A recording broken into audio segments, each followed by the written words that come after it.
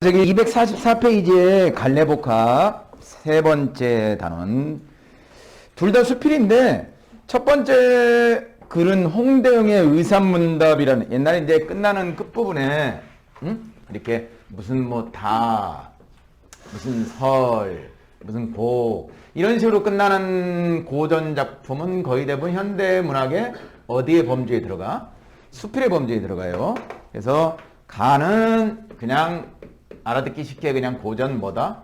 수필이다 생각하고 그 다음에 나는 거기 김용준이라는 사람이지 현대 수필이다. 현대 수필.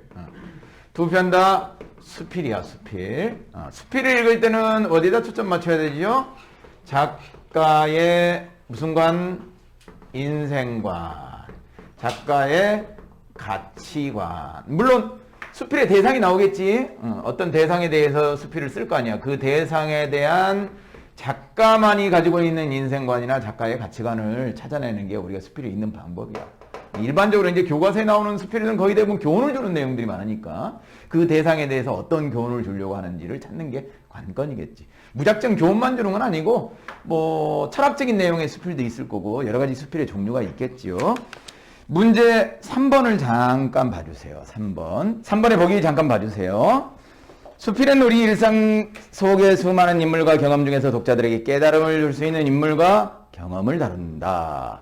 가나는 밑줄 그어주세요. 삶의 태도나 관점의 차이를 보이는 인물들에 주목하여 이 최소한 두 사람의 태도가 나온다는 얘기지. 가에도 두 사람의 대화가 나오고 나에도 두 사람의 대화가 나와. 근데 그 두 사람의 대화가 삶에 대한 관점의 태도를 보여주는 인물들이다. 거기에 주목해서 읽어내려가라.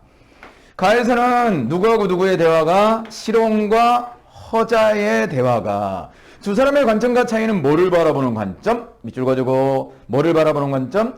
세계를 바라보는 관점에 대한 인식 차이. 이 세계를 바라보는 관점이 조금 이따 보면 알겠지만 얘들아 어디에 대한 생각의 차이? 중국이라는 나라에 대한 생각의 차이를 누구하고 누구의 관점에서 시롱이라는 사람하고 허자라는 사람의 관점에서 이야기를 하게 돼요. 그거를 알아둬야 되고 그 다음 나에는 또 두 사람이 나오네. 누구하고 누구? 양군이라는 사람하고 진군이라는 사람이 나오는데 그 두 사람이 또 뭐에 대한 차이? 밑줄 그어. 이거는 차이가 다르네. 관점이 다르네. 가에서는 세계를 바라보는 관점의 차이고 나에서는 자기 자신에 대한 인식의 차이. 자기 자신에 대한 인식의 차이. 기준점을 제시했어요. 가를 읽을 때는 두 사람의 세계를 바라보는 관점의 차이를 초점 맞춰서 읽어 내려가고 나를 읽을 때는 자기 자신에 대한 인식의 차이를 관점을 맞춰서 읽으라는 얘기야. 두 편의 글이 그렇게 난이도가 높은 글은 아닌데 자, 두 가지 기준점을 가지고 가를 들어가 볼게요. 두 사람 다 대화 형식으로 두 글 다 대화 형식으로 진행된다는 얘기야. 가 내용 봐주세요. 허자가 질문했다.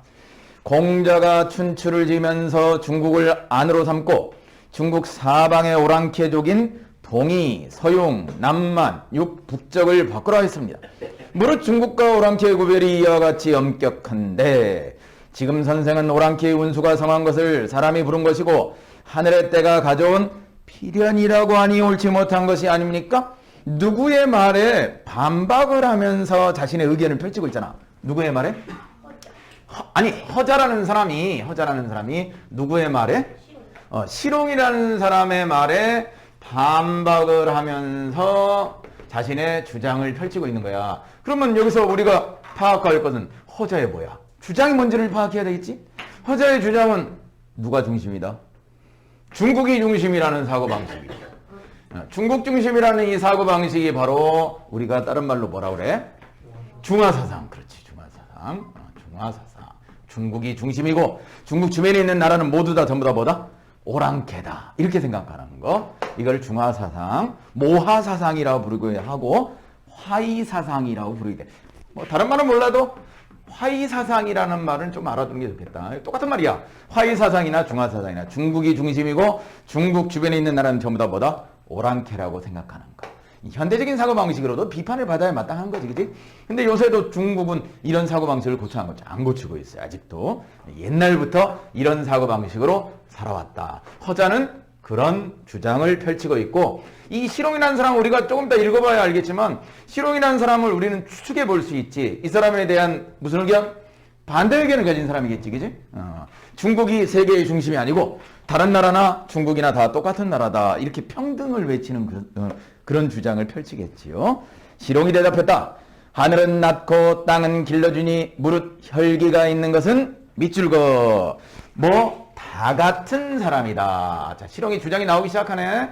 여기서는 허자라는 사람은 당연히 뭐를 받아야 될 사람이고 비판을 받아야 될 사람이고, 실용이라는 사람이 작가의 무슨 관을, 가치관을 반영한 사람이겠죠. 당연히 중국 중심으로 세계를 이해하는 사람들은 당연히 비판을 받아야 될 요소겠지. 실용은 모든 세계 모든 사람들이 어떤 사람들이다? 다 같은 사람이다. 모두 다 뭐한 사람이다? 평등한 사람들이다. 여럿 중에 뛰어나 한 나라를 맡아 나서리는 자는 모두 임금이, 중국의 황제나 중국의 임금이나 다른 나라의 임금이나 다른 나라의 임금이나 다 똑같다는 얘기야. 다 똑같다. 다 골고루 평등하다. 문을 여러 개 만들고 성 바깥에 못을 깊이 파서 강토를 조심하여 지키는 것은 또 밑줄거 다 같이 똑같은 다 같은 국가이다. 어느 한 국가가 위에 서고 어느 한 국가가 밑에 서고 이런 상하관계가 아니란 얘기야. 무슨 관계? 수평관계로 모든 나라를 생각해라. 은나라의 머리에 쓰는 관인 장보나 주나라의 것인 위모나 오랑캐가 몸에 그리는 문신이나 남만에서 이마에 그림을 그리는 조제는 모두 다 같은 자기들의 풍속인 것이다. 모두 자기들만의 자기 나라만의 고유한 풍속이 있는 것이다. 하늘에서 본다면 어찌 안과 밖에 구별이 있겠냐. 중국은 얘들아 안하고 밖을 구별해야 하네. 얘들아 중국은 안하고 밖을 구별하는 나라야 아니야? 구별하는 나라지. 중국 입장에서는 어디가 아니야? 중국이 아니야. 그리고 밖에 있던 나라는 전부 다 밖으로 취급하는 거지. 우리가 중심이니까, 그지? 그러면 이 사람의 필자의 입장은 안하고 밖을 구별할 필요가 있다 없다? 없다는 얘기지. 그래? 그러니 각각 자기 나라 사람끼리 서로 사랑하고 자기 임금을 높이며 자기 나라를 지키고 자기 풍속을 좋게 여기는 것은 중국이나 오랑캐나 마찬가지다. 여기서 우리 얘들아 하나 머릿속에 한번 떠올려보자. 우리 윤리 시간에 배운 게 여기서 머릿속에 떠올라야 되나. 자, 허자라는 사람은 중국 중심으로 모든 문화나 모든 이야기들이 전개되는 거. 그리고 실용이라는 사람은 모든 나라가 다 같이 존중받고 다 같이 평등하게 생각하는 거. 이런 거를 문화로 얘기하면은 얘들아 허자의 주장은 무슨 문화주의? 그렇지, 자문화 중심주의 이렇게 얘기할 수도 있고 윤리나 이런 시간에 배웠잖아, 그지? 그 다음에 실용이라는 사람의 생각은 모든 문화, 모든 나라가 평등하다는 얘기냐? 그 나라의 문화나 그 나라의 생각도 인정해 주자는 얘기잖아. 이거는 무슨 상대주의? 문화 상대주의. 그렇지. 이렇게 생각을 정리해 볼 수도 있겠지요. 이걸 연결해서 이해할 수도 있겠지. 당연히 허자의 자문화 중심주의를 비판하는 거지. 자기 나라 문화만 최고다. 자기 나라 문화 기준으로 다른 나라의 문화를 평가할 때 미개하다, 덜 떨어진다 이렇게 평가하는 거지. 그거하고 똑같은 내용 같아요. 대저 하늘과 땅이 변함에 따라 사랑과 만물이 많아지고 사랑과 만물이 많아짐에 따라 주체와 객체가 나타나고 주체와 객체가 나타남에 따라 안과 밖이 구분된다. 안과 밖은 형식에 정해져 가지고 구분되는 게 아니라 저절로 생겨난 것이다. 저절로 형성된 것이다. 오장육부와 팔다리는 한 몸에 안과 밖이고 자신과 처자의 한 집안에 안과 밖이다. 이 안과 밖은 정해서 정한 거야? 정해서 정해진 거야? 아니면 저절로 생긴 거야? 저절로 생긴 것이다. 형제와 친척은 한 문중의 안과 밖이고 이웃 마을과 변두리는 한 나라의 안과 밖이며 법도가 같은 제국의 임금의 덕이 미치지 못하는 먼 나라는 천지의 안과 바깥인 것이다. 무릇 자기 것이 아닌데 갖는 것을 도둑이라 하고 죄가 없는데 죽이는 것을 원수로 하며 내 오랑캐가 중국을 침노하는 것을 떼도둑이라고, 중국을 오랑캐가 침노하는 것을 떼도둑이라 하고 중국이 오랑캐를 번거롭게 치는 것을 도적이라 한다. 그러나 서로 떼도둑이라 하고 서로 도적이라 하니 그 뜻은 한 가지다. 중국이 다른 나라를 침범하는 거나 다른 나라가 중국을 침범하는 거나 둘 다 도적이란 얘기야. 그건 나쁜 짓이란 얘기지. 둘 다 도적이란 얘기는 별반 다르지 않다는 얘기겠지. 공자는 주나라 사람이다. 공자가 어디 나라 사람이라고? 주나라 사람이야. 그럼 얘들아, 공자도 허자가 얘기하기를 공자의 뭐에 대해서 근거를 들었지? 공자의 춘추를 근거로 들었거든. 그럼 공자도 주나라 사람이니까 공자도 어느 나라 중심의 사고방식을 지닌 사람이다? 중국 중심의 사고방식을 지닌 사람이란 얘기지. 예? 공자는 주나라 사람이다. 왕실이 날로 기울고 제후들까지 쇠약해지자 오나라와 초나라가 중국을 어지럽혀 도둑질을 하고 해치는 일이 끊이지 않고 계속되었다. 춘추는 주나라 책임으로 안과 밖에 대해서 엄격히 한 것이 또한 당연한 일 아니겠는가? 자, 니은의 말은 춘추가 공자가 지은 책이지만 어차피 공자는 어디 사람? 주나라 사람. 그러니까 안하고 밖을 구별해서 사고방식을 정립한 공자의 생각도 뭐를 받아야 된다? 비판을 받아야 된다는 얘기지. 왜? 공자의 사고방식도 중화사상이니까. 결국은 따져보면은 공자의 사상도 중화사상에 입각해서 사고를 한 거니까. 그러나 만약 공자가, 이건 만약이지 만약, 공자가 바다에 떠다니다 오랑캐족이 사는 곳에 들어와 살았다면, 만약에 공자가 오랑캐족에서 태어났다면, 이거하고 똑같은 거지. 오랑캐족에서 살았다면 공자의 생각이나 사상은 어떻게 될 것이다? 변했을 것이란 얘기야. 누구 중심으로 변했단 얘기야? 당연히 그 오랑캐 나라 중심으로 변했을 거란 얘기야. 그 나라 중심의 사람이니까. 중국의 법을 써서 오랑캐의 풍속을 변화시키고 주나라 도를 역외에 일으켰을 것이다. 이거 무슨 말이야? 이거는 좀 알아둬야 되겠네, 얘들아. 주나라 도를 역외에 일으켰을 것이다. 중국 중심의 사고방식에서, 자, 공자라는 사람이 만약에 어느 나라에서 살았더라면, 오랑캐 땅에서 살았더라면, 만약에 거기서 태어났더라면 이 사람은 뭐를 일으켰을 것이다? 역외를 일으켰을 것이다. 역외가 뭐야? 오랑캐가 세계에 뭐라고 생각했을 것이다? 오랑캐가 세계에 뭐라고 생각했을 것이다? 중심이라고 생각했을 것이다. 중국 중심의 사고방식을 바꿨다는 얘기지. 이렇게 생각했을 것이다. 이쁘지, 이쁘? 종자라는 사람이 오랑캐 땅에서 태어나면은 오랑캐식 사고방식을 지녔을 거니까 오랑캐가 이 세계의 중심이라고 생각을 했을 것이다. 이런 얘기지요. 그 다음, 따라서 안과 밖을 나누는 분별, 따르는 물리치는 의리에 따라 마땅히 역의 춘추를 남겼을 것이다. 공자를 적극적으로 비판하는 게 아니라 만약에 공자가 중국 사람이 아니고 다른 나라 사람이었으면 그 사람 생각이 바뀌었을 것이라는 얘기야. 이 사람의 사고방식, 이 사람의 생각은 누구를 지지하는 거야? 허자를 지지하는 거야? 실홍을 지지하는 거야? 당연히 실홍을 지지하고 있죠. 필자의 사고방식은 모든 세계 모든 나라들이 전부 다 같은 사람, 다 같은 국가, 평등하게 살아야 된다. 평등한 사고방식으로 살아야 되는데 중화사상을 지지하는 네 생각은 잘못됐다. 이렇게 가치관을 비교하면서 필자의 생각을 드러내고 있어요. 필자의 생각은 누구를 통해서 드러난다? 다시 한번 실홍의 생각을 통해서 드러난다는 얘기야. 이해됩니까? 자, 두 번째 작품. 추사가 누군지 알죠? 추사가 누구야? 김정희 선생. 김정희 선생의 글씨 같은 거 엄청나게 비싸요. 한 몇억 가는 글씨도 있고 몇십억 가는 글씨도 있어요. 엄청나게 비싸. 어느 날 밤에 대산이 깨끗한 그림이나 한 폭 걸었으면 하기에, 대산이라는 사람은 그냥 학자 정도로 알면 돼. 학자. 친구 학자. 하기에 내 말이 여보게 그림보다 좋은 추사글씨를 한 폭 구해 걸게. 추사글씨가 비싸고 품격이 있으니까 그거 구해다 걸게. 내가 이렇게 추천을 했나 봐. 했더니 대사는 눈에 불을 켜더니 추사글씨는 싫어. 어느 사랑에 안 걸린 데가 있나? 무슨 말이야? 개성이 없다는 얘기지. 추사의 글씨가 비싼지 안 비싼지는 나는 신경 안 써. 어딜 가나 추사의 글씨가 보인다는 얘기야. 개성이 없다. 나는 그래서 싫다. 이렇게 얘기를 했어요. 과연 위대한 건 추사의 글씨다. 쌀이며 나무, 옷감 같은 생활 필수품 값이 올라가면 소위 서환이 골동이니 하는 사치품 값은 여지없이 떨어지긴 마련인데, 요새같이 책사, 서점에까지 고객이 다 끊어졌다는 세월에도 추사의 글씨의 값만은 한없이 올라간다. 추사의 글씨 자체를 이 사람은 나쁘다 좋다를 평가하는 게 아니라 추사의 글씨는 정말 훌륭한 글씨야. 근데 두 사람의 생각의 차이를 이제 조금 이따 얘기하려고 하는 거야. 추사의 글씨는 이 필자도 뭐 해줬어? 인정해줬어요. 글씨 자체는 훌륭하고 품격 있는 글이다. 근데 너무 흔한 게 흠이다. 그런 얘기겠지.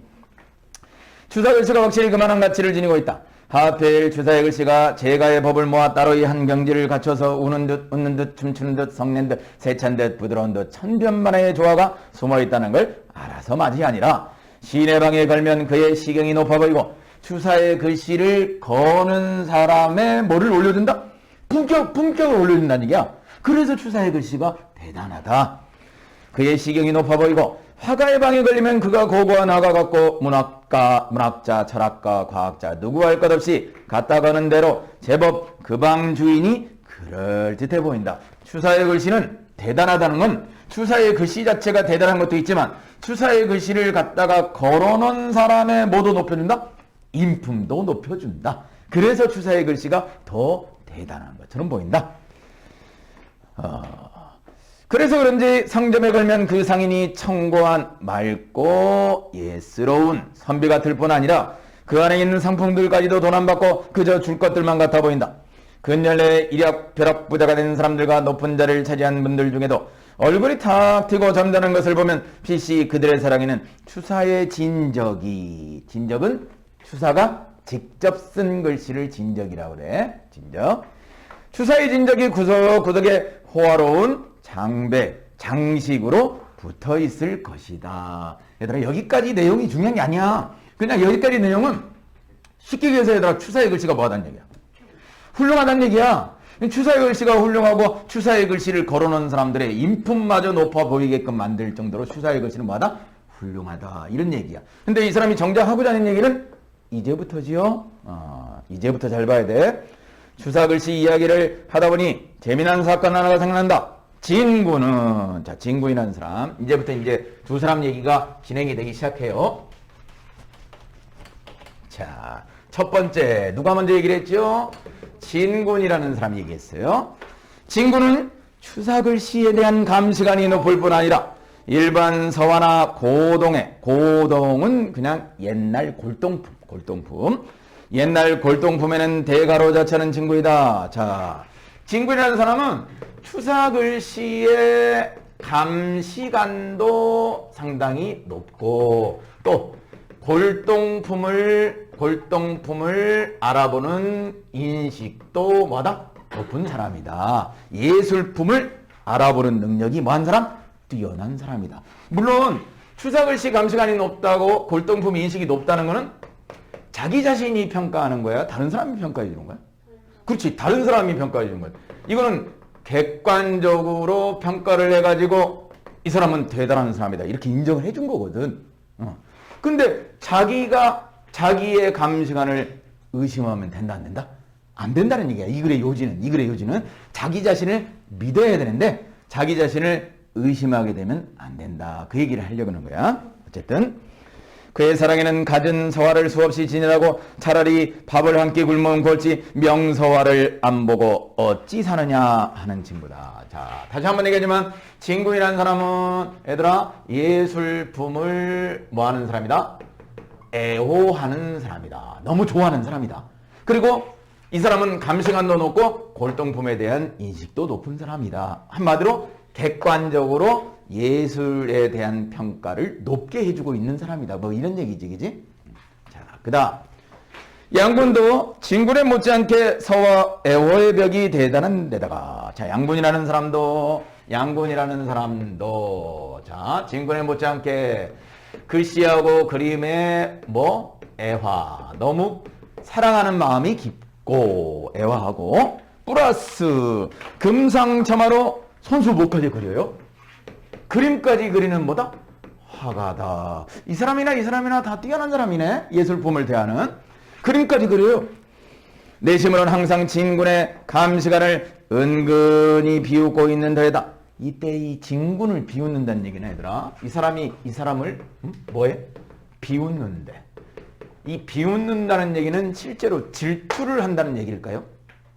얘들아, 이 사람이 너무 뛰어나니까 이 사람보다 떨어지는 것 같아. 그래서 이 사람을 비웃어 이 사람을 질투하는 그런 심정인가? 그런 심정이 아니지. 왜 비웃는다는 얘기야? 깔본다? 그런 얘기 아니야. 좀 이따 읽어보면 알겠지만 이 사람도 예술품에 대한 조예가 깊어. 이 사람도 예술품에 조예에 대한 깊거든? 둘 다 조예가 깊고 둘 다 뛰어난 사람이야. 근데 이 사람 입장에서 이 사람이 뭔가 떨어지는 측면이 있어. 그 떨어지는 측면이 뭐냐면 조금 이따 나와. 자기 자신을 믿지 못한다는 거야. 객관적으로 이 사람을 다른 사람들은 다 높게 평가하고 이 사람마저 이 사람을 높게 평가를 해. 근데 비웃는다는 얘기는 자기 자신의 솜씨, 자기 자신의 예술품에 대한 안목을 자기 자신이 믿지 못한다는 걸 이 사람이 비웃는다는 얘기야. 무슨 말 이해되지요? 조롱한다 그런 게 아니고 조롱한다 그런 얘기가 아니고 뒤에 거를 읽어봐야지 알겠죠? 자, 읽어볼게요. 벌써 5, 6년 전인가 진군이 거금을 던져 추사에 대련은 그냥 글씨, 대꾸가 되도록 쓴 한자로 쓴 글씨야, 글씨. 한 벌 구해놓고 장하나는 나만한 완당서를 가진 사람이 없다고 늘 뽐내고 있었다. 자, 이 진군이라는 사람이 추사 글씨를 구해놓고 무슨 심을 느꼈다는 얘기야? 자부심을 느꼈다는 얘기야. 나 이런 사람이야. 이런 그림 가지고 있어. 이렇게 자부심을 느꼈다는 얘기야. 이 양군 입장에서는 조금 이 사람을 놀려먹을 생각을 하겠지. 왜? 자기가 추사 글씨를 하나 보유하고 있고 그 글씨가 진짜라고 생각했으니까 자부심을 크게 가졌을 거 아니야. 그럼 이 사람이 만약에 이 사람을 놀리는 마음으로 그 글씨를 가짜라고 한다면 그 글씨가 가짜라는 거에 이 사람이 의심을 품는지 안 품는지를 생각해 볼 거 아니야. 그지? 그래. 그래서 그런 행동을 해요. 그런데 양군의 말에 의하면 진군이 가진 완서는 위조라는 것이다. 진짜가 아니라는 얘기지? 실제로 진짜가 아닐까? 그건 모르지. 그건 몰라요, 아직은. 이 위조란 말도 진군을 면대할 때는 결코 하는 것이 아니니 진영의 완서는, 진영의 추사 글씨는 너무 뛰어나. 표면적으로 앞에 있을 때 이렇게 칭찬하는 거야. 그러면서 뒤로 다른 사람들한테 소문을 내는 거지. 누구의 글씨가? 진군이 보유한 추사 글씨가 뭐다? 가짜다. 이러면서 소문을 막 퍼지는 거야. 그러면 진군이 생각하기에 자기의 감시관을 뭐하게 생각할까? 의심하기 시작하겠지. 그거를 이 사람이 의도한 거야. 양군이라는 사람이. 그 사람이 진짜 자기 자신을 믿는지 안 믿는지 이걸 의도한 거야. 그러면 그 사람이 자기 자신을 끝까지 곧게 믿으면은 당연히 양군도 그 사람을 인정해 줄 거 아니야. 근데 이 양군의 의도대로 진군이 자기 자신을 뭐하기 시작해? 의심하기 시작한단 말이야. 의도대로 된 거지요. 기실 진은 속으로 무척 걱정을 했다. 의심하기 시작했지요. 자기의 안목을 자기가 가진 것이 위조라 하긴 그럴지 몰라. 어쩐지 먹빛이 좋지 않고 오를 가짜에 건너그네기 이상하다니 감시관이 높은 직무는 의심이 짙어지기 시작했다. 다른 사람의 말에 못되기 시작한 거야. 현혹되기 시작한 거야. 흔들리기 시작한 거죠. 이러면 돼, 안 돼? 안 되지. 나는 그 후 그 글씨가 누구의 사랑에서 호사를 받고 있는지 몰랐는데 최근에 들으니까 어떤 경로를 밟아 어떻게 간 것인지 모르나 누가 가져간 거야? 이 글씨를. 위조라고 비웃던 누가 가져간 거야? 양군이 가져가 버린 거야, 이 그림을. 그 그림을 양군이 사가지고 보관을 하고 있었던 거야. 진군은 그 글씨를 졸업하려고 매일같이 조르고 있다는 소문이 들었다. 그러면 양군이라는 사람이, 양군이라는 사람이 진군을 비웃는다는 얘기는, 자신의 뭐를 믿지 못하는 사람을 비웃는다는 얘기야? 자신의 안목을 믿지 못하는 사람을 비웃는다는 얘기겠지. 이게 여기서 말하고자 하는 핵심적인 내용. 자기 자신을 믿어야 되는데 자기 자신을 믿지 못했다는 거에 대한 비판. 이해됩니까? 그래. 그렇게 어렵지 않은 수필 두 편을 살펴봤어요. 자, 뒤로 넘어가서 네 문제를 풀어줬어요. 오늘 결석이 한 명도 없어. 기분 좋네.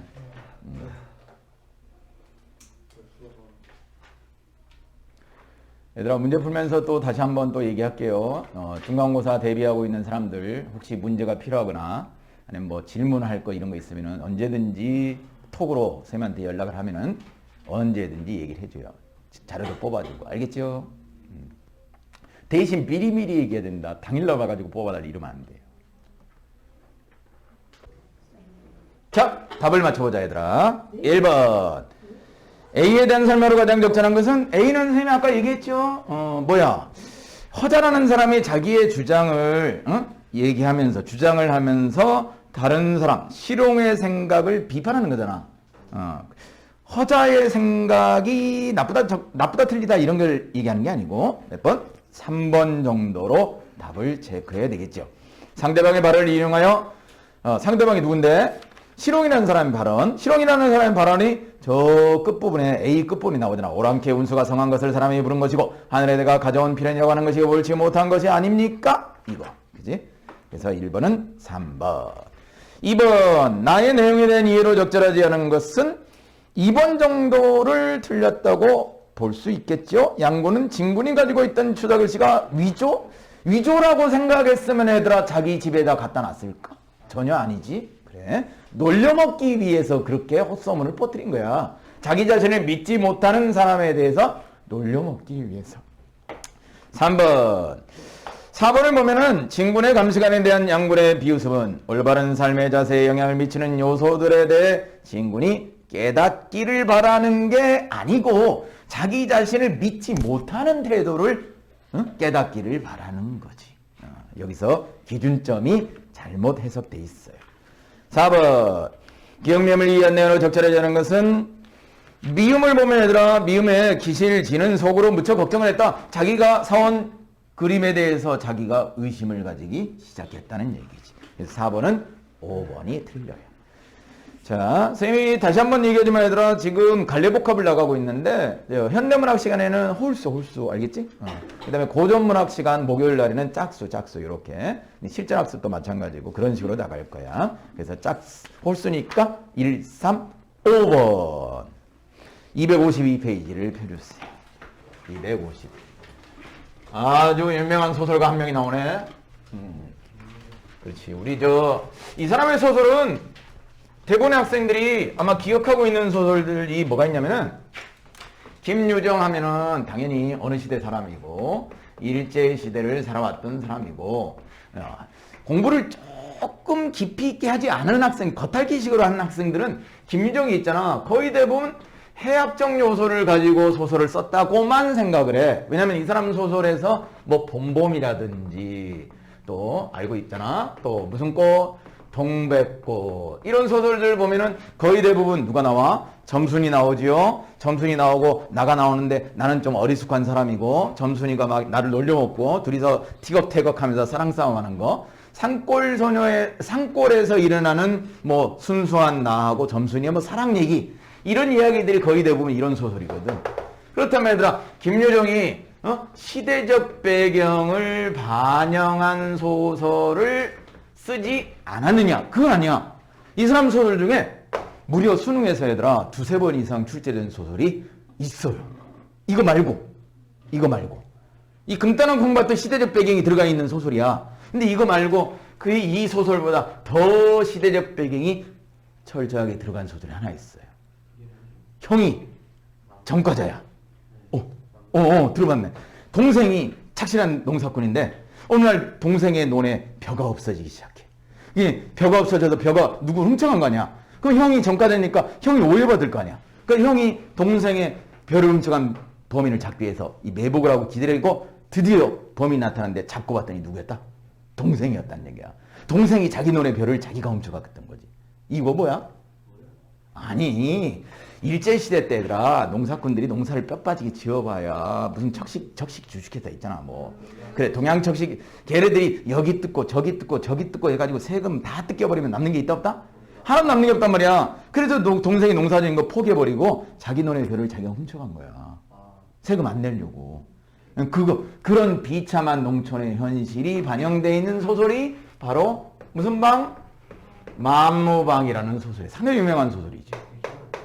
이 만무방이라는 뜻이 막대 먹은 사람이라는 뜻인데 일제시대가 사람들을 막대 먹게 만든 거지. 그러니까 막대 먹은 사람이 거기에 나오는 응칠이라는 형인데 결국 나중에 따져보니까 막대 먹은 사람이 동생이 돼버리고 또 마을 전체가 다 막대 먹은 사람이 돼버린 거지. 그게 바로 무슨 시대가 그렇게 만들어낸 거야?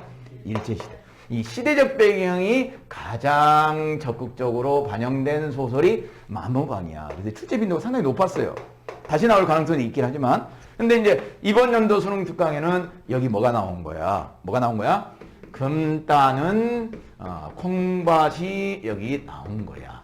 자, 이 소설은 일제시대가 또 배경으로 깔려 있어. 깔려 있고 뭐가 이 시대적 배경으로 들어가 있냐면은 일제시대 때 우리나라에 얘들아 금광이 많았던 거 알아요? 금광이 엄청 많았어요. 뭐 엄청 많았다기보다는 그냥 어쨌든 있었어. 금광을 캐가지고 벼락부자가 된 사람들이 좀 있었거든. 지금의 뭐하고 비슷해? 로또하고 비슷하지, 로또하고. 그지? 사람들이 대학 교수마저, 심지어 대학 교수들마저 대학 교수직을 팽개치고 금광을 찾으러 막 돌아다녔어. 그 정도로 금광 열풍이 막 불었었거든? 왜? 발견하면 뭐가 돼? 떼부자가 되니까. 그래서 사람들이 거기에 투자를 해가지고 막 돌아다녔는데 로또도 알잖아, 얘들아. 당첨되는 사람은 한 명 정도밖에 안 되잖아. 한두 명이나. 나머지는 다 잃어버린 거야, 돈을. 금광을 찾으러 돌아다니면 일단 뭐가 필요해? 사람들 필요하죠. 인부들. 그 다음에 뭐 필요해? 도구 필요하죠. 이런 걸 다 빚으로 샀을 거 아니야. 그러면 금광 발견하지 못한 사람은 다 어떻게 돼? 쫄딱 망하는 거지. 그런 열풍에 대한 이야기를 비판하는 소설. 무슨 만능주의에 대한? 물질 만능주의에 대한 비판적인 시각이 들어가 있는 소설. 근데 이것만 있는 게 아니야, 얘들아. 소설 읽어보면 알겠지만 농사를 짓는 농사꾼이 자기 논에서 콩을 베야 되는데 콩을 수확하지 않고 거기서 뭐야? 황금을 찾는 거야. 왜? 콩을 베봐야 답이 나와 안 나와? 안 나오니까. 그만큼 농촌 현실이 어땠다는 거? 비참했다는 거. 일제시대 때 농촌 현실이 비참했기 때문에 황금을 캐는 일에 동참을 했다는 이야기. 그 이야기가 바로 또 비판적 요소에 들어가겠지. 그러니까 이 소설의 비판적 요소는 요 두 가지를 플러스해서 생각을 해줘야 돼요. 이해됩니까? 자, 그래. 문제 중에서 저 금따는 콩밭하고 관련되는 그런 이야기가 나와 있는지 보자. 있어, 얘들아. 5번을 봐주세요. 5번 봐주세요. 5번 봐주세요. 5번 아주 중요한 내용이 들어가 있어요. 1930년대 일제시대지요. 우리 문학의 주요 관심사는 농촌 경제 황폐와 그에 따른 농민의 생활난이다. 아무래도 그 동양척식 회사가 농민들의 생활고를 부추겨가지고 농민들이 얘들아 농촌에서 농사 짓다가 뭐 야밤도주 하는 사람들도 막 생기게 되고 러시아나 만주 쪽으로 막 떠돌아다녔던 사람들도 막 그 당시에 엄청나게 생기게 됐거든. 그런 이야기의 바탕이 돼. 이 시기 우리나라 대부분의 사람들은 농촌에 살면서 농사를 종사했다. 하지만 일제에 대한 지주제가 급격하게 확대되면서 농민의 10명 중 8명 정도는 자신의 토지가 없거나 토지가 있어도 경제적 문제로 다른 사람의 토지까지 빌려 농사를 지어하는 소장농이 되었다. 소장농의 토지를 빌리는 대가로 이거는 얘들아 고리대금보다 더한 거네. 수학의 몇 프로를 소장농을 해? 7, 80%를 소장농을 해. 이건 고리대금보다 더한 거야. 그럼 남는 게 없어. 근데 거기다가 플러스 뭐 더해? 세금도 납부해야 돼. 진짜 손에 떨어지는 건 거의 없는 거지. 이런 비참한 현실이었단 얘기야. 이런 가혹한 조건으로 인해 성실한 농민도 농사를 통한 안정된 삶이라는 희망을 잃은 채 빈농으로 전락하였고 이는 빈부격차라는 사회적 문제로 이어진다. 밑줄 그어. 이에 많은 농민은 거기서부터 밑줄 그어주세요. 본어민 농사보다 무슨 천금을 노렸다?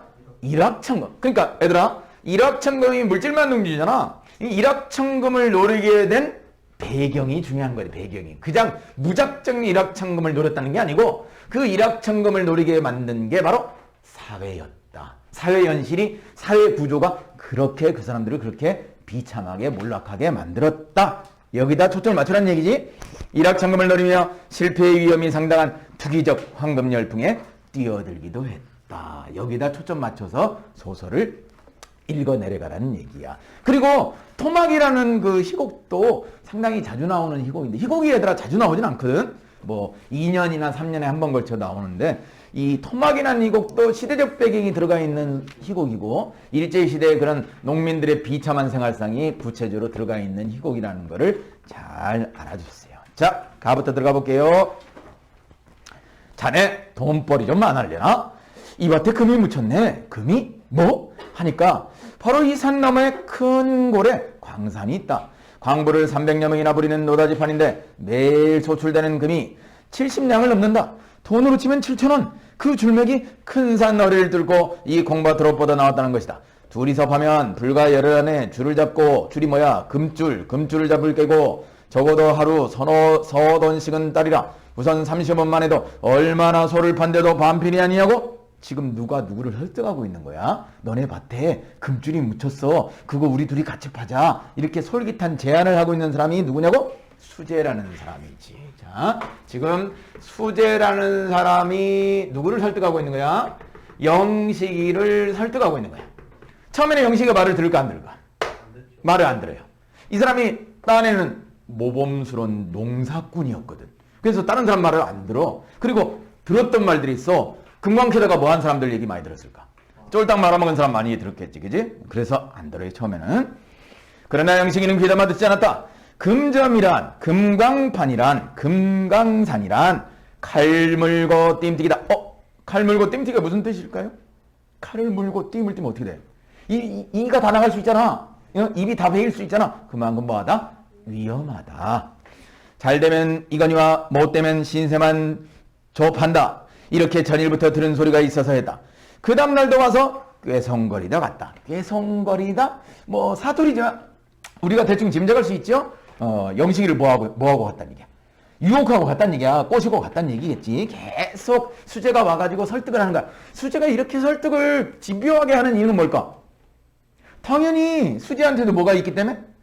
이득이 떨어지기 때문에 이렇게 집요하게 설득을 하는 거지. 수재도 믿은 거지. 누구 밭에? 영식이 밭에 금줄이 있을 거다. 이렇게 믿었던 거지, 처음에는. 그래. 셋째 번에는 집으로 찾아왔는데 막걸리 한 병을 손에 들고 영을 빈다. 막걸리 왜 들고 왔을까? 영식이를 설득하려고. 당연히 설득하려고. 뇌물조로 들고 왔겠죠. 몸이 달아서 또 온 것이다. 봉당에 걸쳐 앉아서 저녁상을 물끄러미 바라보더니 조당수는 몸을 훌친다는 등 일꾼은 든든히 먹어야 한다는 등 남들은 돈을 사느니 밭을 사느니 떠드는데 요렇게 지내다 그만둘 테냐 등 일자 없게 지절거린다. 이 수재라는 사람은 성격이 상당히 뭐한 사람이죠? 끈질긴 성격을 가지고 있네. 한 번 넘어가지 않으니까 두 번, 세 번, 지금 세 번까지 와가지고 계속 찍고 있어요. 영식이를. 아주머니 이것 좀 먹게 해주시게요. 그리고 비로소 영식이 아내에게 술병을 내놓는다. 그들은 밥상을 끼고 앉아서 즐겁게 술을 마셨다. 몇 잔이 들어가고 보니 영식이의 생각도 저기 돌아섰다. 설득이 넘어가기 시작하는 거야. 딸은 1년 고생하고 끼 콩 몇 섬 얻어먹는 이보다는 금을 캐는 것이 밑줄거. 딴엔 1년 고생하고 끼 콩 몇 섬 얻어먹는 이보다는 금을 캐는 것이 슬기로운 짓이다. 거기다 밑줄고 그 밑에 또 밑줄고 비료값 품삯 빚에 빚진 7원 가닥에 나날이 졸리는 이 판이다. 자, 이 밑줄고 부분은 영식이가 느끼는 당대 농촌 현실이야. 뼈 빠지게 일해봐야 손에 남는 게 있다 없다? 없단 얘기지. 비참하단 얘기지요. 절망적이란 얘기지. 이럴 바에야 차라리 밭에서 뭘 캐자? 금을 캐자. 이런 생각으로 바뀌게 되는 거지, 그지? 아까도 얘기했지만 이 부분이 더 초점이 되는 이야기야. 이 사람들이 돈을 찾고 황금에 눈이 멀었던 이유는 이것 때문이야. 이것 때문에. 알겠지? 이게 더 초점이라는 거. 이렇게 지지하게 살고 말 바에는 차라리 가로지나 세로지나 사내 자식이 한번 해볼 것이다. 이러면서 누구의 설득에 넘어가지요? 수재의 설득에 넘어가지요. 자, 영식이의 승낙은 여러 가지 이유로 해서 승낙을 하게 돼요. 자, 첫 번째, 끈질기게 누가 설득했어? 수재가 끈질기게 설득을 했지요. 맞죠? 이게 첫 번째 이유고. 그 다음에 두 번째는 뭐 때문에 넘어갔죠? 아니, 두 번째는 얘들아, 이 영식이도 그 금을 캐면 얘들아 부자가 될 것이라는 생각을 했을 거냐. 이 사람도 욕심이 있었던 거지. 뭐 허황된 1억 천금에 욕심이 있었던 거지. 그지? 근데 쌤이 좀 전에 얘기했지만 제일 중요한 건 몇 번? 몇 번? 이 3번이야. 3번. 이 3번이 제일 중요하지요. 그지? 3번은 방금 얘기했잖아. 뭐? 농촌의 현실. 그렇지. 농촌의 비참한 현실이 바로 세 번째 승낙 이유가 되겠지. 이 세 가지 이유를 통해서 영식이가 수재의 끈질긴 설득에 넘어가는데 결국은 제일 중요한 건 3번이야. 3번. 알겠지? 이 소설에서 말하고자 하는 건 3번이 제일 중요하다는 거 머릿속에 기억해 주세요. 황금 만능지 좋아. 근데 그걸 만들게 된 게 사회가 그렇게 만들었다는 얘기야. 내일부터 우리 퍼보세. 돈만 있으면야 그까지 콩은 다 필요 없어. 금만 캐내면 우린 성공하는 거야. 수재가 한 달쓰리 재우쳐 보레체제 선뜻 승낙했다. 그래 보세. 빌어먹을 것 안 된 것만이지. 중략 부분의 줄거리. 영식은 수재와 함께 콩밭을 뒤었고 구덩이를 파기 시작한다. 그러나 금이 나올 기미는 보이지 않고 마름과 동네 노인들이 영식의 행동을 보며 화를 낸다. 조급해진 영식은 쌀을 꿰다가 떡을 해서 정성스레 산제까지 미신으로 이제 제사까지 지내는 거야. 제사 지내는데 뭐가 들지 얘들아? 돈 들잖아. 그지? 그럼 영식은 조금 이따 말아먹게 생겼어. 이 옆에서 보는 수재가 마음이 좀 졸이겠지요? 왜? 그 덤태기가 누구한테 오게 돼? 수재한테 오겠지. 그지? 그리고 영식이가 얘들아 이 동네에서 뭐야? 한 주먹 하는 애거든. 그지? 영식이가 주먹이 세단 말이야. 그리고 자기 마누라까지 취업해버려. 그럼 수재가 옆에 있다가 마음을 졸일 수밖에 없겠지요. 자, 그 외에도 금줄은 잡히지 않는다. 급기야 절망한 영식은 태도가 돌변한 아내와 말다툼 놀이다. 폭력을 이 폭력이 그만한 폭력이 아니라 막 발로 차고 그지? 주먹으로 때려 막 이래. 엄청난 폭력을 행사해. 마누라 맞으면서도 할 소리는 또 다 해요. 이 꼴들을 보니 이 꼴이 뭔데? 영식 부부가 지금 싸우고 있는 부분. 수재는 조바심이 일었다. 저러다가 그 문풀이가 다시 제게로 슬그머니 올마올 것을 지레체였다. 그러니까 자기한테 뭔가 큰 덩어리가 올까봐 마음을 졸였다는 얘기겠지. 그럼 얘들아 수재 입장에서는 딴 구멍을 파야지. 어떻게 할까? 당연히 도망가야지. 안 그러면 여기 맞아 죽는데. 그래? 이제 걸리면 죽는다. 그는 비슬비슬하다. 어느 틈엔가 구덩이 속으로 시나브로 없어져 버린다. 자, 우리 순 우리말인 시나브로는 자주 나오는 단어 중에 하나야. 맞죠? 무슨 뜻? 에? 모르겠다고? 나는 용돈을 시나브로 다 써버렸다.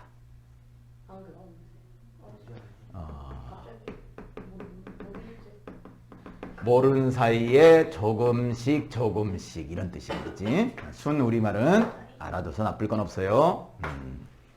혹시 김유정이 어느 지역 사람인지 알아요? 지금 사투리가 나오잖아. 맞지? 어느 지역 사람인지 알아요? 강원도 태생이야. 강원도. 그래서 김유정 작품에 얘들아 강원도 사투리가 많이 등장을 해. 강원도 사투리에서 수능에 나왔던 단어가 뭔지 알아요? 짜장이라는 단어가 나왔어. 너네 머릿속에 그 짜장은 절대 아니다. 알겠지? 이 짜장이 뭘까? 리얼리한 뜻이야. 리얼리. 진짜? 영어로 말하니까 너네가 못 알았네. 그지? 무슨 뜻? 정말. 그래 정말로 그런 뜻이야. 그래.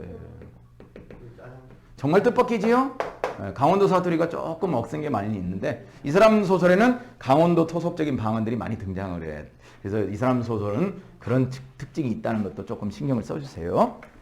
계속 읽어볼게요.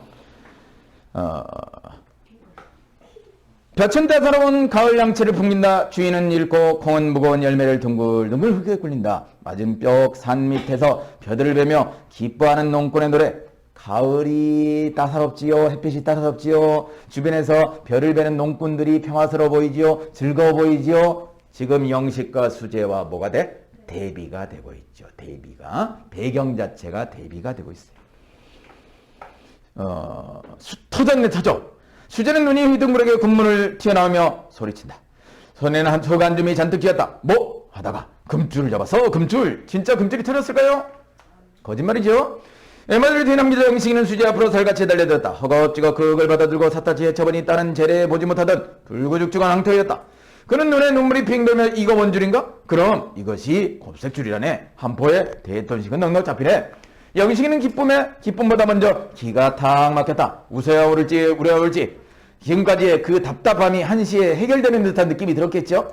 다만 입을 반쯤 벌린 채 수재의 얼굴만 멍하니 바라본다. 이리 와. 이게 금이래. 이웃과 남편은 아내를 부린다. 좀 전까지 아내를 뭐 했지? 들겨 팼어 막. 그지? 발로 차고 막 그랬어. 근데 지금 이제 아내를 다시 불러요. 정답게.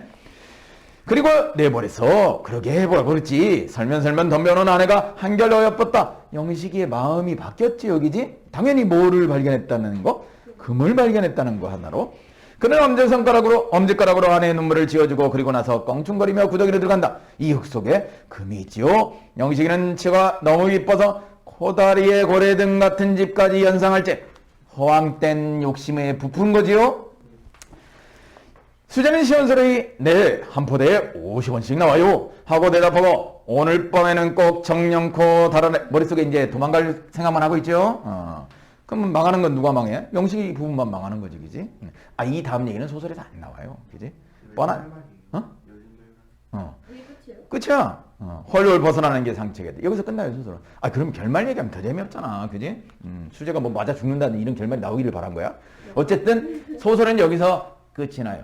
선생님이 금단한 콩밭에 대해서 다시 한번 얘기 좀 해드라. 김유정의 소설은 출제 빈도가 수능에서 높은데 본범이나 동백 것도 수능에 물론 나왔었어. 나왔는데 이 소설 말고 만무방이나 금단한 콩밭이 시험에 많이 나왔던 이유는 농촌의 비참한 현실을 알려주는 그런 소설이었기 때문에 소설의 시험에서 많이 나왔다는 거 그렇게 머릿속에 잘 알아두세요. 자, 밑에 희곡이야. 아, 희곡은 뭐 이거를 굳이 뭐 읽을 필요는 없겠지만 그래도 뭐 나왔으니까. 자, 제목이 뭐라고? 토막이야. 이 토막이 뭐냐면 얘들아, 토막을 그 토막으로 생각하면 안 돼. 자, 여기가 땅이야 얘들아, 땅.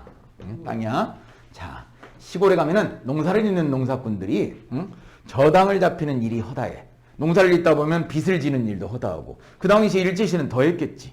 그러면 집안이 뭔가 농사가 잘 되거나 뭐 사업이 잘 되면은 그 빚을 다 갚을 수 있겠잖아. 근데 농사가 안 되거나 사업이 안 되면 어떻게 돼? 쫄딱 말아먹잖아. 그러면 저당 잡힌 집은 어떻게 돼? 날아가 버리는 거지. 그래서 시골에 사는 농민들이 이 토막이라는 집을 짓고 사는 농민들이 많았었대. 너네들이 생각하면 전혀 생각이 안 나겠지만 땅을 이렇게 파는 거야. 파가지고 여기다 이렇게 천막 같은 걸 이렇게 져가지고 이 안에서 사람들이 이렇게 생활하는 거지. 그지? 이런 게 토막이야. 그러니까 이 토막은 마찬가지로 얘들아 비참한 농촌의 현실을 보여주는 제목이라는 거. 그거를 알아두세요. 자, 뭐 대화니까 후다다다다 빨리 읽어볼게요. 3조. 지금 3조라는 사람이 일본으로 가는 거야. 뭐 3조가 뭐하러? 돈 벌러. 알겠지? 잔뜩 꿈에 부풀어 있어. 일본에만 가면 뭐를? 돈을 많이 벌 수 있다. 이런 3조나 명서나 여기 있는 사람들은 전부 다 시골에서 농사짓고 힘겹게 사는 사람들이야. 이게 여기서 답이 나와 안 나와? 안 나오니까 3조가 지금 일본으로 가려는 거야.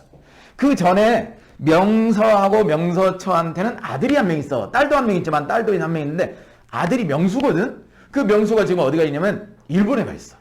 그럼 얘네들의 꿈은 이 농촌에서 벗어나는 게 꿈이겠지. 그 꿈을 실현해 줄 수 있는 사람이 누구야? 아들인 명수야. 명수가 일본에 간지 소식이 안 전해오는 거야. 소식이 안 와. 그리고 답답해가지고 이제 이 3조가 일본에 가니까 소식을 전해주라고 얘기를 하는 거지. 명수가 어떻게 됐는지 도대체 좀 알자. 이래가지고 명수 어머니, 아이고 3조야, 너 참 훌륭하구나. 양복에다 사포를 쓰고서 그렇게 차리고 오니까 걔도 몰라보게 짓는 게지. 지금 들하니 3조가 일본으로 떠나기 전에 한껏 차려입고 가려는 거야. 예, 명수한테 전할 게 있다면서요. 명수가 누구라고? 아들이야. 명서처의 아들이야. 아이고 구장한테 맡겼으면 벌써 다 됐을걸. 되지도 않은 글씨를 부비다가 그만 좋은 인편을 놓쳐버리겠네. 여태 안 쓰셨구만요. 거진 다 되어가는데 그러면 거진이 또 며칠을 끄는 거란 말이요? 편지를 써야 되는데 우리가 추측해보건데 얘들아 이 사람들이 글을 잘 못 써요. 못 쓰는 거를 다른 사람한테 부탁을 해가지고 쓰려고 했는데 미뤄진 거야. 그래서 3조를 불러가지고 인편에 편지를 붙이려고 했는데 편지도 없는 거야 지금 상황에서는. 그럼 뭐로 전해야 돼? 말로 전해야지. 뭐 말로. 그놈의 거진이 또 며칠을 끄는 거란 말이요.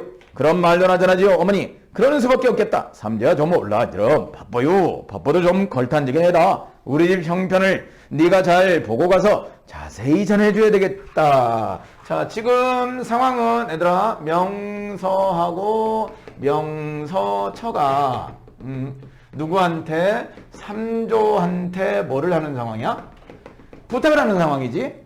어떤 부탁? 명수한테 뭔가를 전해주란 얘기야. 첫 번째 전해주라는 내용은 뭐야? 첫 번째 소식을 전해주라는 얘기인데 첫 번째는 우리 집 소식을 전해주라는 얘기야. 어떻게 살고 있는? 행복하게 살고 있는? 비참하게 살고 있는? 비참하게 살고 있는 우리 집 소식을 좀 전해주라. 네가 와서 우리한테 뭔가 도움을 줘야 된다. 네가 거기서 돈을 붙이든지 우리한테 도움을 줘야 된다. 이런 소식을 좀 전해주라. 그런 얘기야. 계속 읽어볼게요. 사람이란 게 별게 아니라고야. 너도 그렇게 꾸며놓고 보니까 바로 면주사 나으리 같았구나. 그야 뭐 일본 가서 곤니찌와 곤방아 배우고 구스신을 줄이나 알면 그까지 면석이쯤이야 부러울 것 없겠죠. 아니 정말요. 삼조는 일본으로 건너가는 것은 상당히 기대감에 부풀어 있다는 거 알 수 있죠. 예, 부디 그렇게 되더라도 우린 잊지 말아다오. 그야 그때가 돼봐야 알죠.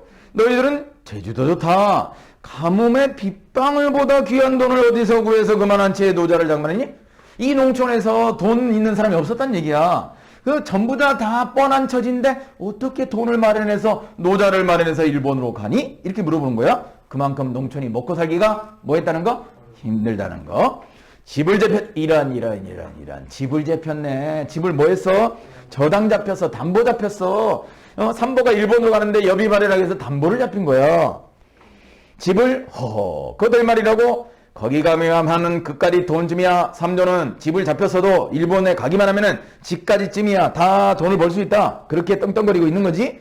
집가정 팔아가지고 가도 못하는 사람이 부산 뱃머리에 장군 갔다거라? 엄청 많다더라. 너무 해픈 생각 말고 너도 미리 조심해라. 그리고 일본 가거들 우리 임명수 만나보고 그놈이 요즘 뭐하는지 좀 기별이다고. 재작년 섣달부터가 도무지 소식이 없어. 그야 제가 건너가면 하는 제절로 만나게 될 테니까 염려 없어요. 아이고 길이 가까워 가보기나 여기니? 왕래가 저린들아 냉큼 인편이 있겠니? 그놈 간지가 밀고패구나. 남의 집 그만 바빠놓고 이제 그만 나오래라. 자, 두 번째 명수 보고 어디로 돌아와라? 어디로 돌아와라? 고향으로 돌아오란 얘기지. 두 번째 요구사항, 고향으로 명수 보고 돌아오래다. 거기서 있어봐야 소용없다. 너 빨리 돌아오라고 전해주라. 명수가 나오면 뭘 시키려고 그러쇼? 이 구정에서 살아나갈 방도가 있겠어? 여기 와봐야 먹고 살 게 뭐 있다고 명수를 부르요? 남의 집을 살아도 내 고장에 살고 흙을 파먹어도 같이 파먹지? 아따, 남의 집 살 땐 있고 흙 파먹을 때가 있답니까? 여기처럼 비참한 곳이 있답니까? 뭐하러 명수로 오라고 얘기합니까? 거기서 그냥 살게 내버려 두지? 이런 말이지요. 나와도 장가들어야지. 그의 나이가 벌써 반신이 넘었단다. 반신이 넘었다는 얘기는 25살이 넘었다는 얘기지. 옛날 나이로 치면은 벌써 장가가서 애 낳을 나이지요. 장가가 다 모여 죽자꾸나 농사지어도 입에 거미줄을 면치 못하는 세상인데, 아이 참 여보, 너더럽 장단에 소중한 돈말 빼놓을 뻔했구려. 정말 얘야, 명수가 냉큼 나올 수 없거든. 자, 세 번째 부탁을 하네요. 뭐를 붙여라? 돈을 부탁하는 거지요. 이 돈을 아들한테 부탁할 정도의 처지가 어떤 처지란 얘기야? 먹고 살 경제적 능력이 없다는 얘기지. 지금 아버지하고 어머니가 집안 꼴이 많이 아니란 얘기지. 그래서 명수한테 마지막 뭐를 걸었던 거야. 이 명수가 이 집안의 마지막 뭐야? 마지막 뭐야? 희망이 되는 거지. 근데 이 희망을 지녔던 이 명수가 조금 이따 어떻게 돼요? 안타까워. 그지? 네? 그래서 삼조야, 이 집을 한번 둘러봐라. 여기 사람 같은 사람은 하나도 없어. 이 할매는 늙어 그렇지. 저 금녀는 금녀, 저대로 몸이 살칠지 못하지. 여동생이 한 명 있거든? 그 여동생 이름이 금녀야. 근데 금녀가 장애를 가지고 있어요. 걸음을 제대로 못 걸어. 그치? 그러니까 먹고 살 경제력 능력이 돼야하는데 안 되지. 부부는 늙었잖아 지금. 돈을 벌 수가 없어요. 게다가 나까지 병으로 이에 몇 해 두고 그들의 신세만 지고 있으니 대체 이걸 집이라겠니 무덤이라겠니? 비참해. 이런 지옥이라도 이대로 죽으란 법은 없을까요? 명수 아버지 너무 상심 마시오. 왜그 너희들 젊은 놈은 메뚜기 새끼같이 제 좋을 대로 모두 뛰어들가 버리고 남은 여기 누가 남는 말이요? 나 같은 늙은 것하고 병이신 뿐이니 어디 남는 쓰레기통이로나. 왜 이렇게 궁상만 떨어 먼 길 가는 젊은이 보고 바쁜데 어여가? 아무리 말해도 너희들의 기상을 돋아줄 만한 소리 한마디도 없다. 안녕히들 계세요. 부디 잊지 말고 가든 말든 명수 소식 좀 전해다고 염려마시오. 중간 보내 줄거리. 명선의 가족은 신문을 통해 명수가 해방운동에 가담했다가, 명수가 좀 배운 사람인 것 같아, 그지? 무슨 운동에 가담을 해? 해방운동에. 그러니까 쉽게 얘기해서 일제에 뭐 했단 얘기지? 저항했단 얘기야. 체포됐어. 잡혀갔죠? 그 당시에 일제에 저항했으면 뻔한 거 아니야? 사실을 알게 된 구장은 명수가 종신형을 받을 수 있다고 말한다. 명선에는 농사를 짓다가 얻게 된 빚을 갚지 못해 살림이 압류된 경신내를 거두 어렵게 함께 살지만 극심한 가난을 견디지 못한 경신내 추운 겨울밤 정처 없이 고향을 떠난다. 이 당시 농촌의 현실이 여기서 살지 못하면 어디로 다 떠났죠? 만주나 러시아 쪽으로 희망을 찾아서 떠났지. 그럼 그 사람들이 잘 살았을까요? 당연히 더 못 살게 되죠. 더 비참하게 살게 되죠. 추운 밤 겨울 정처 없이 고향을 떠난다. 명세회차는 신문 속 최명순한 인물이 자기 아들이라는 사실을 좀처럼 받아들이지 못하고 점차 정신을 온전히 가두지 못한다. 그때 살인문을 박차는 듯이 한 남자가 안으로 들어섰다. 우편 배달보다 소포를 줬다. 소포가 왔어요. 소포가 왔어요. 이 소포는 얘들아 극적인 반전을 일으키는 대상이야. 알겠지? 소포가 어떤 역할을 한다고? 극적인 반전을 일으키는 역할을 해요. 왜 밖에 문패도 없어? 빨리 도장 내요. 도장. 너희 오빠가 아니지? 배달부예요. 얼른 소포 받아. 원 무식해도 분수가 이 우편 배달부의 그 태도가 어떤 태도야? 무식하다고 면박을 주고 있잖아. 응? 문패도 없다고 큰 소리 치고 있잖아. 상당히 고압적인 태도를 보이고 있어요.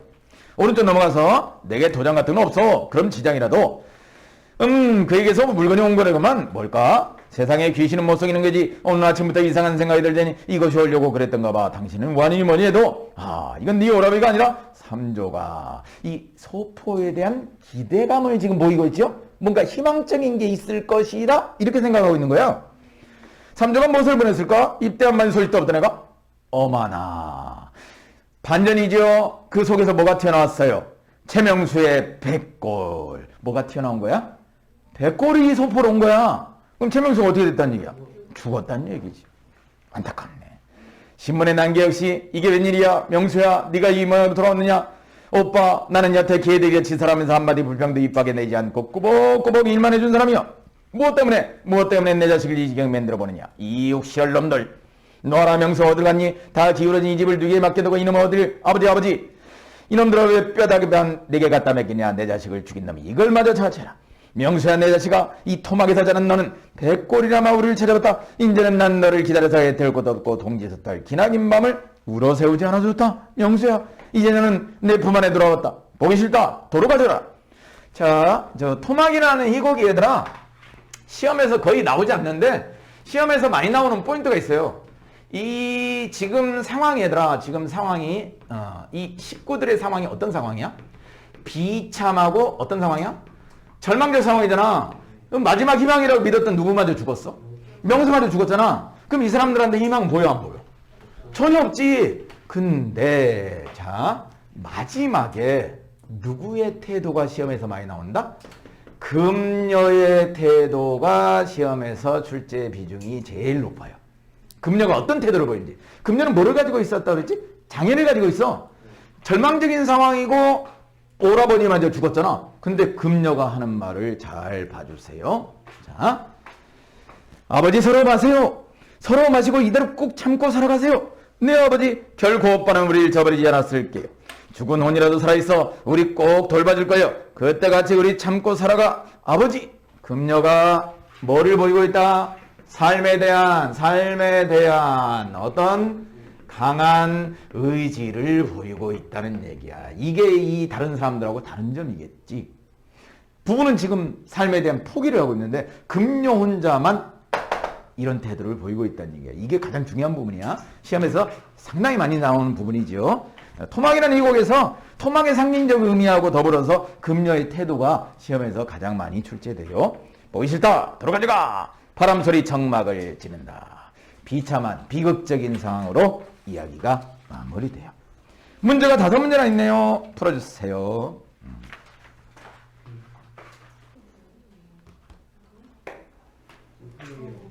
맞춰볼까요? 자, 맞춰보고 또 한 세트만 더 보자.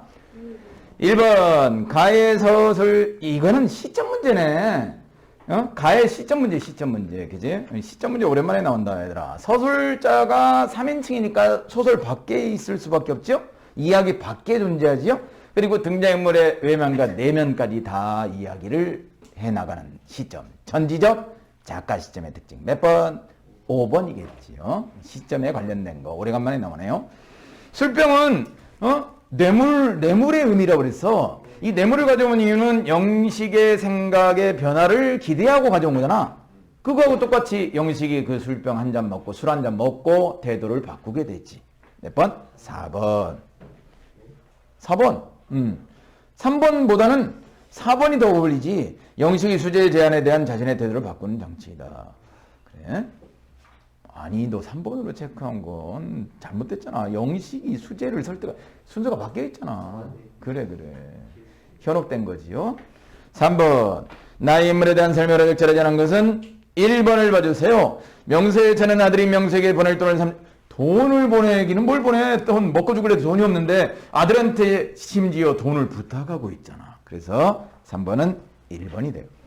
4번 가와나를 이해한 내용으로서 적절하지 않은 것은 나에서는 소망이 뭐돼? 좌절되잖아. 근데 얘들아 거기하고 똑같이 가에서도 소망이 뭐해? 좌절되지. 둘 다 좌절돼. 그러면 몇 번? 당연히 5번이 틀리게 되죠.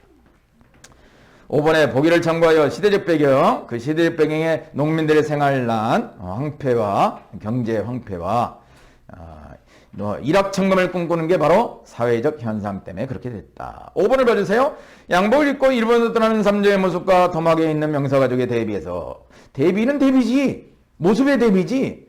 근데 얘네 둘 다 비참하게 사는 사람들 똑같거든. 그리고 삼조라는 사람은 심지어 집을 조당 잡히고 지금 일본에 가는데 둘 다 똑같은 처지지. 넘겼어. 264페이지. 얘들 10분밖에 안 남았어. 10분 만에. 10분 만에 자, 두 세트를 할 수 있어요. 자, 가하고 나하고 최대한 빨리 볼게요. 원래는 저 다까지 했어야 되는데. 자, 가. 요새 얘들아, 요새 출제되는 문제 형태가 이런 형태잖아. 이 갈래복합의 표본이야. 갈래복합의 표본. 자, 이 갈래복합이 문학만 섞여서 나오는 게 아니라, 자, 가에 여기에 무슨 문이 나와 하나. 설명문이 하나 나오죠. 이 설명문을 토대로 나하고 다가 문학작품으로 이 두 개가 이제 문학작품이 들어있는 거야. 그럼 당연히 얘들아, 이 문학작품에 대한 해석의 기준은 어디 단락을 보고? 가단락을 보고 해석의 기준을 삼으란 얘기지. 이런 갈래가 요새 새롭게 등장하는 유형이지만 오히려 더 친절하다고 볼 수 있어. 왜? 우리는 가거를 확실하게 독해하면은 이 근거를 가지고 나하고 다를 해석하면 되니까. 이해되지요? 그래. 자, 가를 들어가 볼게요. 좀 생소한 얘기가 아니라 우리가 알고 있는 얘기야. 가, 내용 봐주세요. 전과 전기란 개인의 일생을 사적 중심으로 기술한 사문을 뜻한다. 이때 전기는 전과 기의 합성어인데 전 밑줄거 전이 뭐야? 뭐 중심의 기술이래? 인물 중심의 역사기술. 자, 핵심만 간추려서 밑줄 그어주세요. 저는 인물 중심의 역사기술. 자, 기 동그라미 치고 기는 뭐 중심? 사건 중심의 역사기술. 이렇게 구별을 했대. 과거에는 지금 현재가 아니라 과거에는 저는 인물 중심의 역사를 기술하고 기는 사건 중심의 역사를 기술했다. 그런데 중요한 건 뒷부분이야. 인물의 행적을 취재하는 듯하고 기록하고 그에 대한 평가를 내리다 보면 밑줄 그어 전과 기는 무슨 관계? 자, 전과 기는 무슨 관계? 불가분의 관계래. 불가분의 관계가 무슨 뜻이지? 얘들아, 불가분의 관계가 무슨 뜻이죠?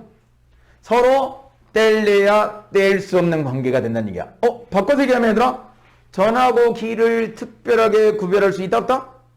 없다는 얘기지. 서로 비슷하니까 뗄래야 뗄 수 없는 거지. 그러면 전과 기는 뭐? 구별이 뭐해진다?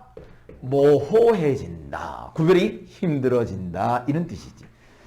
이게 초점이죠? 그래. 전하고 기를 특별하게 구별할 수가 없다.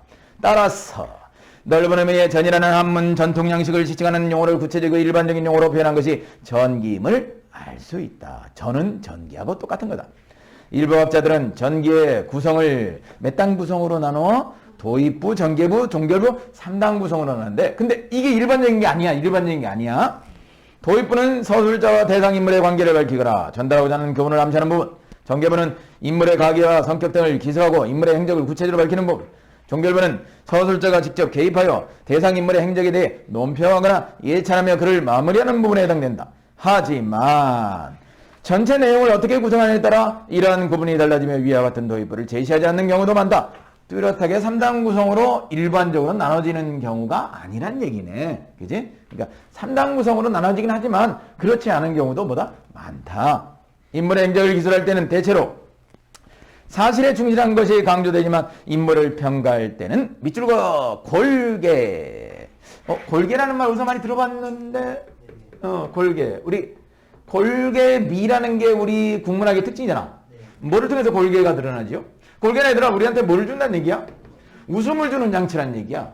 그럼 웃음을 주는 장치가 가장 대표로 뭐 있어요? 당연히 해역 있죠? 맞지? 그 다음에 또 뭐 있어?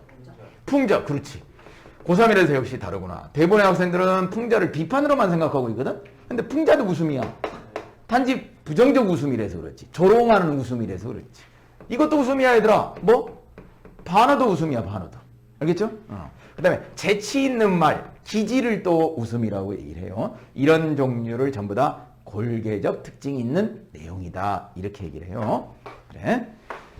인물을 평가할 때는 골개를 활용하는 경우가 많다. 특히 인물에 대한 사파를 선택하는 과정에서 대상에 대한 주관적 판단이나 왜곡된 인식이 드러나기도 한다. 또한 전기 형식을 구성을 빌려 특정 인물이나 사물을 주인공으로 삼은 야담이나 가전을 창작하기도 한다. 가전이 뭐였죠 얘들아? 가전이?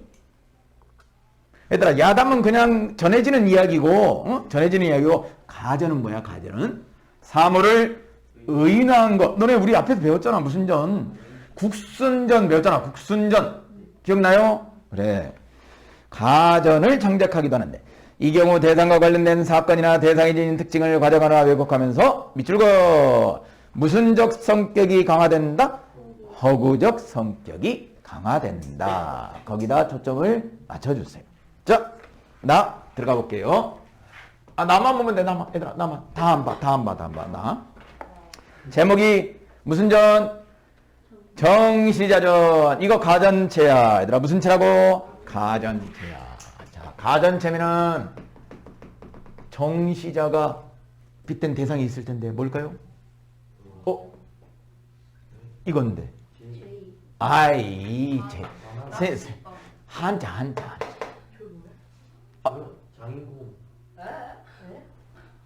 이 한자 몰라요? 몰라요?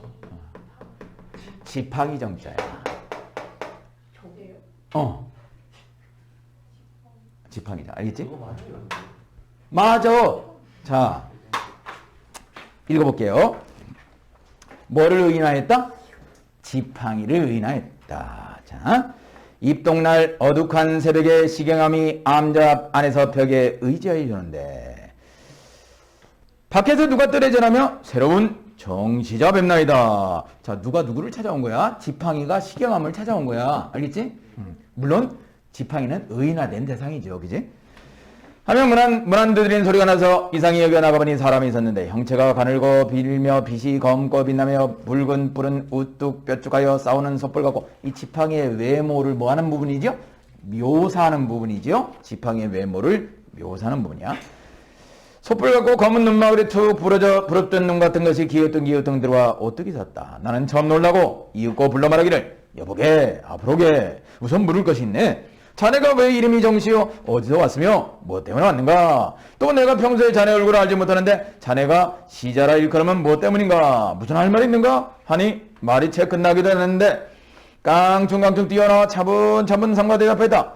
옛날의 성인으로 소머리를 가진 이가 보이시온데 그분이 저희 아비요. 뱀의 몸을 가진 이가 여와이온데 그분이 저희 어미로소이다. 뭐 아버지 어머니가 중요한 게 아니고 정시자가 이 시경함한테, 자, 정시자가 시경함한테 시경함을 찾아온 이유는 아직 얘기 안 했어요. 정시자가 자신의 뭐를? 가계를 얘기하고 있어요. 가계. 족보. 아버지, 어머니 누구다. 가계. 네? 알았어. 그지? 저를 숲을 속에 놔버리고 기르지 않아 서리와 우박이 칠 때는 말라져 죽은 듯하 싸우나 바람과 비가 은혜를 내리면 다시 살아나 번영한 듯하여 추위와 더위를 천몇 번 겪은 뒤에 자라나 인재를 이루었습니다. 열흘을 지나 진나라 속세에 이르러 범시의 가신이 되어 비로소 몸에 오칠하는 기술을 배워싸우며 그냥 지팡이가 됐다 그런 얘기야. 외양을 묘사하는 부분이야. 지팡이에다가 오칠을 칠했다는 얘기겠지.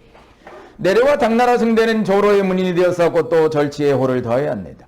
그 뒤로 정도 땅에 놀았는데 정삼량을 길에서 만나니 그가 저를 익히 보고 하는 말이 미줄거 자네 형이 위로 건너지르고 아래는 내리걷으니 마땅히 자네 성을 정시로 줌세 이러면서 성을 정으로 지어준 거야. 밑줄 긋어요? 자네 형이 위로 얘들아, 자네 형이 위로 건너지르고, 맞지? 이렇게 위로 건너지르고. 그 다음에 또 뭐야?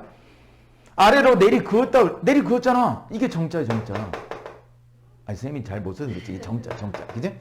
그러니까 정자라는 성을, 이렇게 지어줬다. 정시성을 갖게 된 이유가 나오잖아. 모양새를 가지고 이렇게 지었다. 그런 얘기야. 지팡이 생김새가 이렇게 위에 손잡이 있고 밑으로 이렇게 되어 있다는 얘기지. 그래? 저는 그 말을 쫓아 고치지 않으려 합니다. 밑줄거. 자, 정시자가 원래 어떤 일을 하던 사람이다. 밑줄거. 대개 저의 직책이 뭐를 하는 일이다. 사람을 붙들어 모심에 있사온데. 얘들아, 왜 직책이 이건지 알지? 사람들이 지팡이를 뭐하고 있어? 이게 짚고 있잖아, 그지? 그러니까 사람을 붙들어 모시는 게 지팡이의 원래 일이야. 원래 일이 나오지요? 그래. 사람마다 저를 부려 제가 전하고 또 고달퍼나 그 사람이 아니면 감히 저를 부르지 못하므로 제가 붙들어 모시는 이가 워낙 적은나이다. 그래서 사람을 만나지 못하여 돌아갈 의지할 바를 잃어 해내를 돌아다가 도에게 웃음을 담아이 이제 오래였사온데 어제 하늘이 스승을 만나라고 명령을 내렸단 얘기야.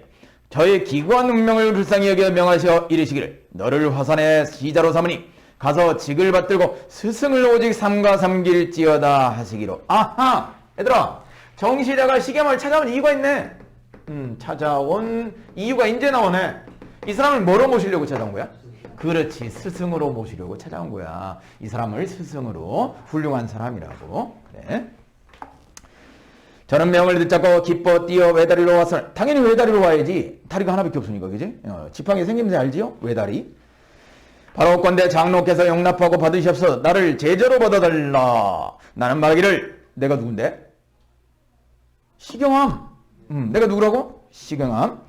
내가 말하기를 후덕스럽구나. 여기서부터 이제 정시자를 칭찬하기 시작하는 거야. 너 후덕스러워. 덕이 많아. 정상자. 옛 성인이 남긴 몸이요. 뿔이 무너지지 않았으면 장하며 눈이 도망하지 않았으면 용감해. 몸에 오칠하여 은혜와 원수를 생각하면 너 믿음이 있어. 의리가 있어. 새 주둥이로 민첩히 묶고 대답하면 너 지혜가 있어. 너 변이요. 붙들어 모심을 직책으로 하면 인과 예요. 어짐과 예의를 차릴 줄 알아. 돌아가 의지할 것을 택하면 전가명이다. 정시자의 모습이나 행동을 통해서 정시자를 뭐하고 있지? 칭찬하고 있는 거야. 알겠지? 너 대단한 사람이다. 이렇게 칭찬하고 있는 거야. 여러 미덕을 모아 길이 살아 늙거나 죽지 아니하니 성인이 아니면 곧이니라. 어찌 내가 밑줄거 어찌 내가 너를 부릴 것이냐. 나는 너의 스승이 된다 못 된다? 나는 너의 스승이 된다 못 된다? 못 된다. 근데 실제로 얘들아, 시경마이라는 사람이 스승이 못 될 정도로 무식한 사람인가? 아니지요. 이거는 자기 자신을 뭐한 태도로, 겸손한 태도로 사양을 하는 거지. 난 너의 스승이 될 사람이 아니야. 난 그 정도로 잘난 사람이 아니야. 이렇게 얘기해요. 화도에 또 화란 이름을 가진 산이 있는데 가감이라는 늙은 화상이 그 산에 머물리. 가감에다가 밑줄 걸세요. 가감. 너의 스승은 누가 될 수 있다? 가감이라는 사람이 될 수 있다. 머무른 지 이미 2년이다. 산은 비록 이름이 같으나 사람은 덕이 같지 않으니 하늘이 그대를 가라고 명한 것은 이곳이 아니오. 대개 그곳이라. 그대는 그리로 갈지어다. 이어 노래를 불러 보내기를 정아 성품성금 가감의 뜰로 가거라. 나는 여기서 밖과 오이처럼 매여 사나마 너는 정말 못하구나. 자신이 정시자보다 떨어지는 사람이다. 자기 자신을 어떤 태도로? 겸손한 태도로 얘기하고 있는 거야. 이해됩니까? 그래. 이 사람이 말하는 게 뭘까요? 자신의 부족함을 깨닫는다는 얘기야. 자신이 부족하다는 걸 깨닫는다. 시경마이라는 사람이 실제로 부족한 사람인지 아닌지 모르겠지만 어쨌든 자신이 부족한 것을 깨닫는 사람이다. 이해됩니까? 어딜 책을 쳐보려고? 문제 2번을 하나 풀어야죠? 2번만 풀면 돼. 2번만. 나머지는 다 연결돼 있어서 2번만. 네.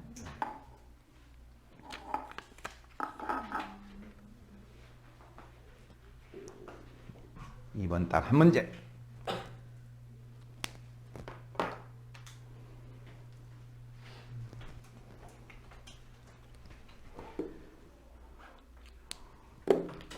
깔끔하게. 자,